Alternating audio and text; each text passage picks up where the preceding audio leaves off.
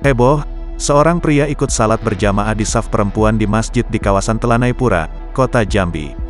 Aksinya tak pelak bikin geger jemaah lainnya, terjadi pada Rabu tanggal 6 Oktober tahun 2021 pukul 18.15 waktu Indonesia Barat.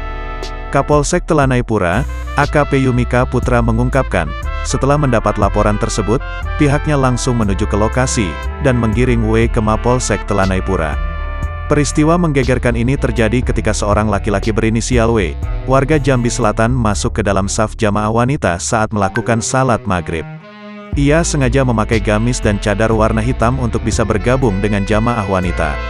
Aksi W tersebut akhirnya terbongkar, setelah satu di antara jamaah wanita berkomunikasi dengan W saat itu. Jamaah wanita curiga dengan suara W yang keras dan mengeluarkan suara laki-laki.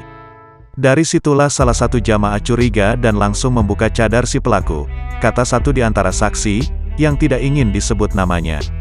Setelah dibuka, para jamaah spontan kaget dan berteriak melihat sosok orang bergamis dan cadar hitam tersebut ternyata seorang laki-laki.